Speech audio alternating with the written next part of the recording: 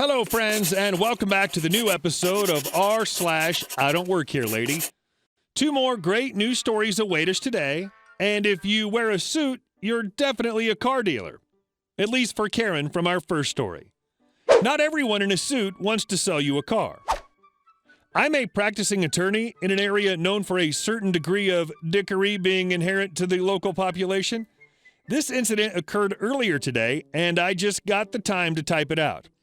Just to set the stage, I wear a suit until I go to bed, and I'm just over 6 feet tall and about 250 pounds. I own a heavily modified car, so I take it to the performance shop. I had to do the modifications every 2,000 miles or so for technical inspections and to dial in the tune. With the changing season and a few new components, we moved it to once every 500 miles to make sure everything's all proper. With the changing season and a few new components, we moved it to once every 500 miles to make sure everything's all proper, which means I'm having the car in for a lookover just about each week since I commute around 40 miles. Across the street from the shop is a dealership for very high-end cars. Specifically, one side serves a high-end British automaker known for ultra-luxury work and an Italian brand known for being gaudy. I'm a bit of a gearhead, so I've taken to walking across the street to chat up the employees and to see if there's anything exciting enough for me to want to get a model car of for my desk in their inventory. I'm on good terms with the staff since a couple of them are former clients for rather exciting speeding tickets and the like, and my girlfriend is a sales representative at an Audi dealership in the same network.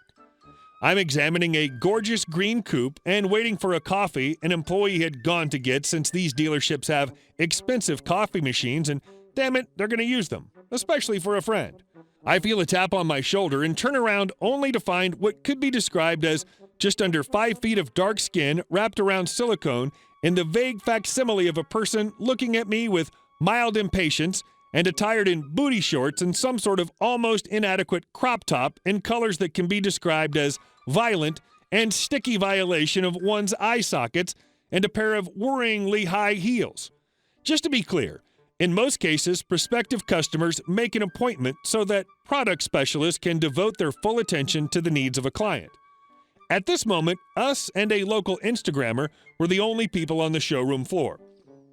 "Can I help you?" I ask. A mistake to be sure, but one easy enough to make when you get through law school on customer service jobs. This entity proceeds to ask questions of me about the SUV offering of this brand, power, engines, what can fit in it, that sort of stuff. Being a gearhead, I actually know many of the things she's asking or can refer to a piece of laminated paper on a nearby example.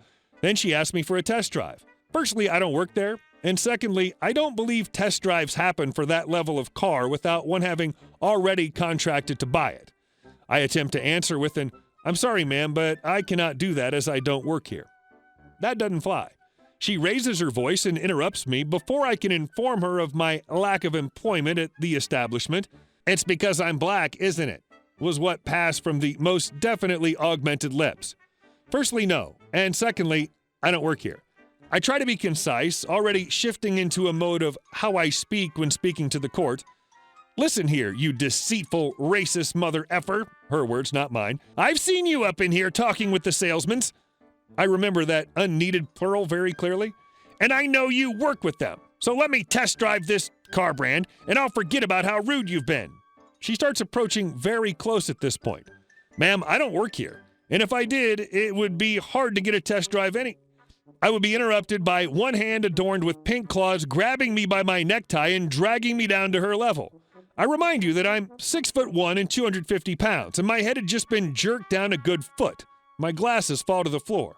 "Shut the F up and get me those damn keys before I tell your manager," she says. It's at this point that my friend returns to the showroom with the coffee from the attached dealership and witnesses this goblin assailing his friend. He strides over, puts on a wide smile, and asks, "What's wrong?" She turns on her heel, resulting in a rather unpleasant crunch as said heel crushes the lens of my glasses. I didn't quite catch her rant directed at the real employee, but I did finally have enough of this. I pulled my card from my pocket, thrust it in her face, and spoke with the same voice I used in court to make conclusions, and the same little smile. "Ma'am, I do not work here. I am an attorney who is friends with several employees here. I just answered your questions because I love the products of brand and I knew some things about it. Now I'm going to ask that either you hand over a check for $600 to cover damages you've inflicted upon my glasses, or I will get the police involved for the battery you performed upon my person. I then crossed my arms, and after a moment of looking between me and the door and the security cameras, she sighs and surprisingly pulls out a checkbook and writes me a check for damages. I put it in my pocket and observed the general manager of the dealership, who'd seen it happen on camera, rush out and ban her on the spot for assaulting somebody in his dealership before security, who'd been holding back until a manager gave word, escorted her out. The manager apologized profusely and gave me a fancy paperweight for free for my troubles. I thanked him and left after drinking the coffee. I got my prescription sunglasses from my car so I'd be able to safely drive before calling up my boss, one of the partners at the firm, to tell him my side of events in case she tried something with the card I gave her. I took the check to her bank once the adjustments on my car were done, and surprisingly it cashed out without incident. I'm going to the optometrist tomorrow to get new glasses, and according to my girlfriend, she actually got the notice at her dealership to deny service to that cretin as well. So all's well that ends well. And our second story. I'm more qualified for your job than you are. I'm head of sales and marketing for a major property developer with 10 years of experience in the industry. Several of those spent at a large competitor's company. Let's call them money homes. They're considered the epitome of luxury due to the huge price tag. This will be important later on. My team covers all the capital and a very large portion of the country. Roll on today, since we have only recently opened up and are launching new developments for which we don't have the staff. Today was the interview day. Normally, for these kind of positions, the person would be interviewed by the sales manager for that particular development, sales coordinator, and sometimes one of the sales directors. Since it's a bit of a trek for the sales director to come in for the interview, 2.5-hour train journey when we're supposed to limit non-essential travel, HR asked me to step in as new employees will be reporting to me anyways. Cue 8 applicants we have waiting. First few interviews go pleasantly, nothing special, until we meet interviewee number 4. Meet Annabelle. Before she comes into the room, she's sitting in the waiting area with the other applicants, and not only can I hear her go on about how pretty much she has the job in the bag and she's overly qualified and the other guys are wasting their time, first mistake, then I can see her shuffling through papers at the admin desk, which was left unattended, second mistake. She still doesn't realize that our office is behind a Venetian mirror. I can see her. She can't see me. She hears the admin come back in and scurries away back to the seat. It's now her turn for the interview. She comes in, hands me a copy of her CV, and sits down opposite myself and the other 2 members of my team. I look at her CV with a slight half smile, which I think she took as a good sign, so she goes off talking about her major accomplishments at different employers. She tells us that she's actually more interested in being hired for another position at our company, which she can assure me she's more qualified for than our current employee. She then starts spewing out figures of our marketing campaigns, which have not yet been published, and advises me on the results we should expect and what our next move in terms of marketing should be. I advise her that the only positions currently open are for sales staff, but asked her which one she's specifically interested in. She mentions, wait for it, sales and marketing director. My job. My coworkers both look at me and waiting, so I decide to play along. I asked her what makes her more qualified than our current director. She comes back to the marketing figures point and asks me outright how many applicants are able to predict to a certainty what results you'll achieve, and then leads into a major point on her CV, money homes. So I started asking a little more about her position there, what was her area of responsibility, how long she'd worked there, etc. She starts off telling this long rehearsed story of how she started there as a negotiator a few years back and worked her way up to associate director. Fancy name for managers responsible for more than one project, and how she eventually became sales and marketing director, but is looking to leave, so discretion is of utmost importance. At that point, I couldn't hold it in any longer. I really wanted to let her carry on, but I just burst out laughing and asked her to leave.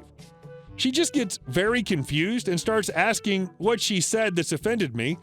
With the biggest grin on my face, I then said, "It's one thing hearing you talk down to other applicants when you're supposedly looking for an upper management position, watch you steal confidential information from my admin's desk while pulling the 2 pages out of her hand, our marketing reports, and telling me and my colleagues that you can do my job better than me by lying to me about your experience. She starts to get offended and then starts going off on me that I know nothing about her and she did not lie about her experience, and how would I have known that anyway?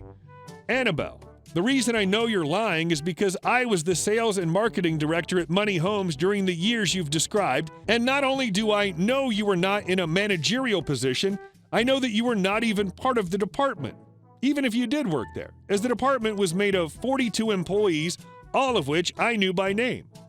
I recommend that if you do indeed work there, you contact your director, as I will be filing a grievance against you for stealing confidential documents from their main competitor.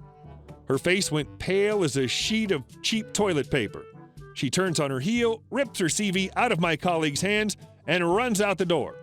Like, does she really think we didn't keep her details on email when she sent the doc, though?